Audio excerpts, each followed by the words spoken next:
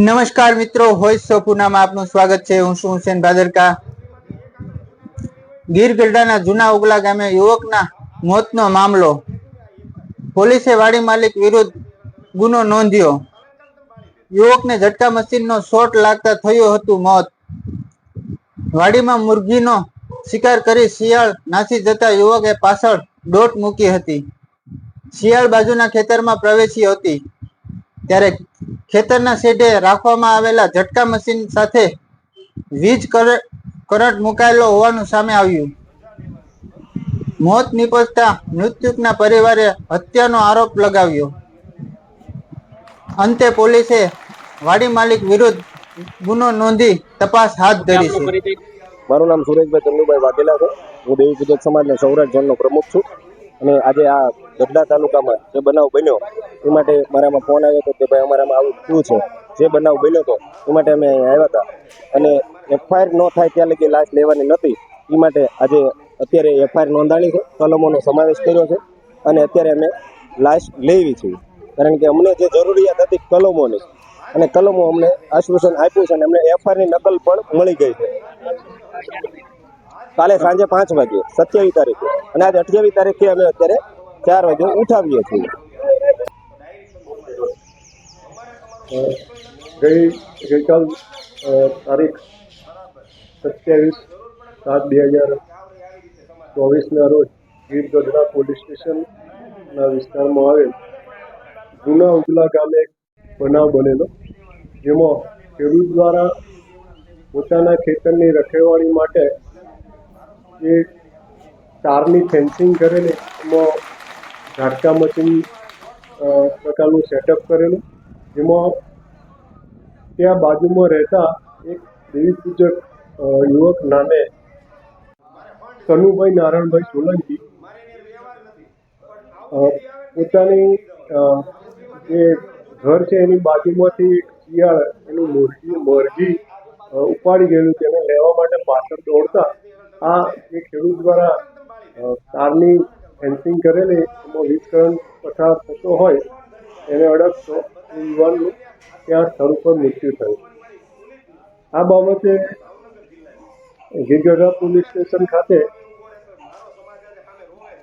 ગુનાહિત મનુષ્યવધ સાપરાધ મનુષ્યવધ અન્વયે ગુનો દાખલ કરવામાં આવ્યો છે, જેમાં આરોપીઓ ભાણજીભાઈ લાખાભાઈ તથા શાંતિભાઈ લાખાભાઈ બંને જૂના ઉગલા ગામના ખેડૂત છે અને એમની વાડીમાં આ બનાવ બન્યો। તેમના દ્વારા જે ઝાટકા મશીનના નામે વીજ કરંટ પસાર કરવામાં આવેલો એના લીધે આ દેવી પૂજક યુવકનું મૃત્યુ થયું છે।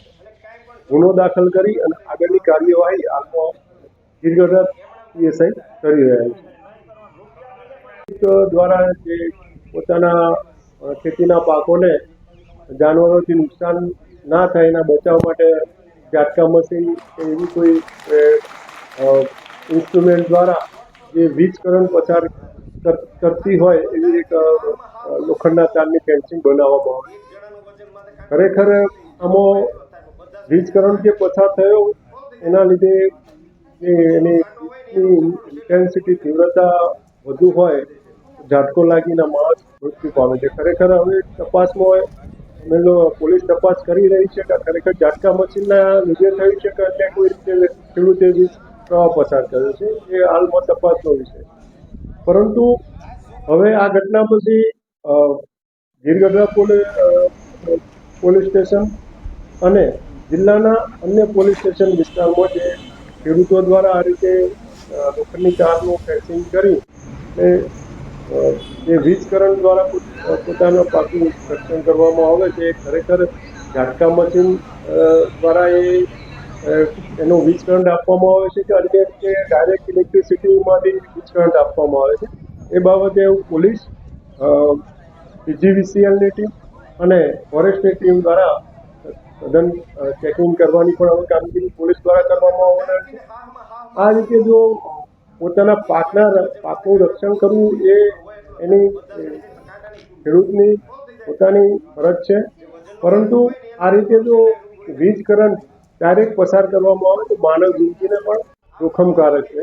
આવી જો પ્રવૃત્તિ કોઈ રીતે ખેડૂતો ડાયરેક્ટ વીજ કરંટ આપી અને આ રીતે પોતાની ફેન્સિંગ એમાં વીજ કરંટ પસાર કરતા હશે તો આ બાબતે તપાસ દરમિયાન પોલીસ અને જે સંયુક્ત ટીમો ફોરેસ્ટ પોલીસ અને સીસીટીવીની જે સંયુક્ત ટીમો દ્વારા ચેકિંગ કરવામાં જે આ દરમિયાન કંઈ જણાશે તો આ એક ગુનાહિત કૃત્ય છે એના વિશે કાર્યવાહી કરવામાં આવશે. એટલે આ આપના માધ્યમથી મને હું આજે ખેડૂતોને વિનંતી કરું છું કે આ પ્રકારે ડાયરેક્ટ વીજ કરંટ પસાર કરવો એ ગુનાહિત કૃત્ય છે જેના લીધે માનવ જિંદગી જોખમમાં આવી શકે છે. જાણે અજાણે પણ જો આવું કૃત્ય કરવામાં આવે એનાથી કોઈ માણસનું મૃત્યુ થાય તો કોઈ ઈજા થાય તો એ ગુનાહિત કૃત્ય છે અને એમાં પોલીસ કાયદેસર કાર્યવાહી કરશે જે ખેડૂતોએ ધ્યાને લેવું જોઈએ.